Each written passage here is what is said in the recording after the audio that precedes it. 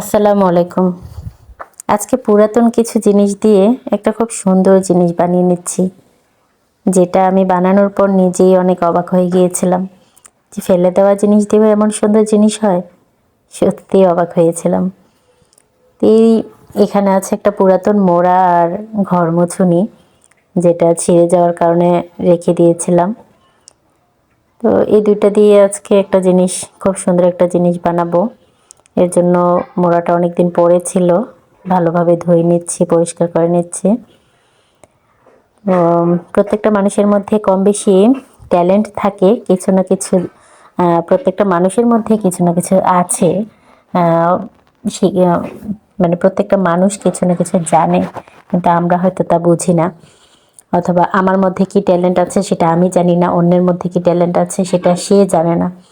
অনেক ভাইয়েরা আছে যে নিজের ওয়াইফের ট্যালেন্ট দেখে না, মানে নিজের ওয়াইফ কি জানে কি পারে সেটা দেখে না, কিন্তু অন্যের ওয়াইফ কি পারে সেটা নিয়ে খুব কৌতূহল থাকে, খুব উৎসাহিত হয় এবং সেটা নিয়ে অনেক আলোচনা করে এবং অন্যের বউকে অনেক প্রশংসা করে যে ভাবি আপনি এত ভালো পারেন, এত কিছু পারেন, আপনার এত কথা সুন্দর, আপনার কাজ এত সুন্দর, আপনি অনেক কিছু পারেন, অনেক কিছু জানেন।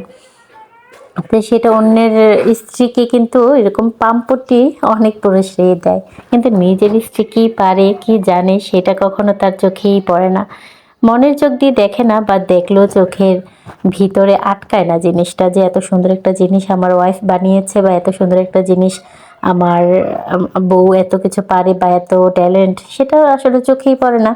অন্যের বউয়ের প্রতি কিন্তু অনেক খেয়াল থাকে, অন্যের বউ কি পারে সেটা নিয়ে কিন্তু একটু আলোচনা করে বেশি। এটা বেশিরভাগ পুরুষেরই কাজ। আসলে মেয়েরা আশা করে তার স্বামীর কাছ থেকে একটু প্রশংসা পাওয়া। সামান্য একটু প্রশংসা পেলেই না মেয়েরা খুশি হয়ে যায় স্বামীর কাছ থেকে। কিন্তু এই প্রশংসাটুকু না স্বামীরা নিজের বউয়ের বেলা করতে মানে কৃপণতা করে, কিন্তু অন্যের বউয়ের ক্ষেত্রে কিন্তু একটু বেশি পাম্পট্টি মারে, বেশি করে।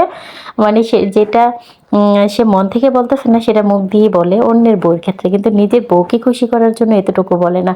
আসলে নিজের বউকে খুশি করার জন্য এতটুকু মিথ্যে কথাও যদি বলে সেটা কিন্তু আমলনামাও লেখা হয়, আবার তার বউ খুশি হয়ে যায়।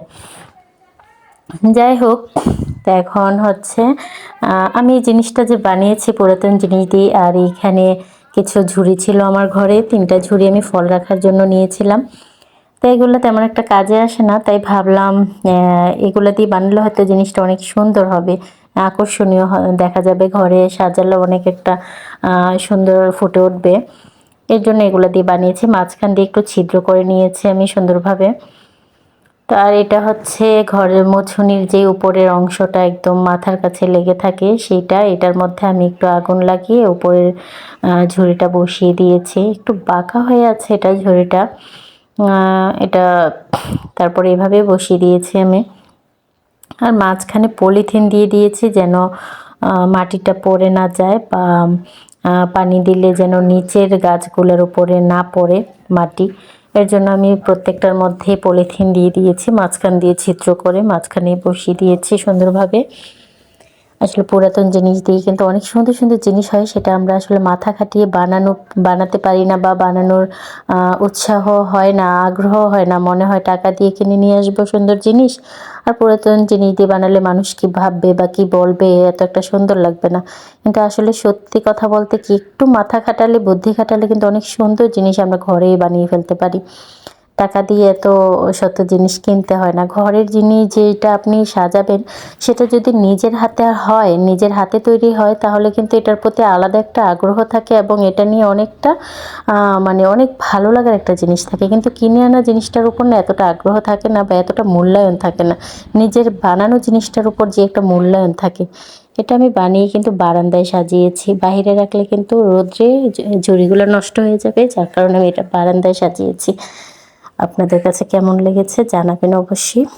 যদি খুব ভালো লেগে থাকে তাহলে অবশ্যই একটা লাইক করবেন এবং কমেন্ট করে জানাবেন আমার জিনিসটা কেমন হলো, আর সাবস্ক্রাইব করে দিবেন অবশ্যই, আর বেল আইকনে টিপ দিয়ে রাখবেন যেন আমি যে কোনো নতুন ভিডিও ছাড়লেই আপনি প্রথমেই নোটিফিকেশন পেয়ে যান। আজকে এই পর্যন্ত, আল্লাহ হাফেজ।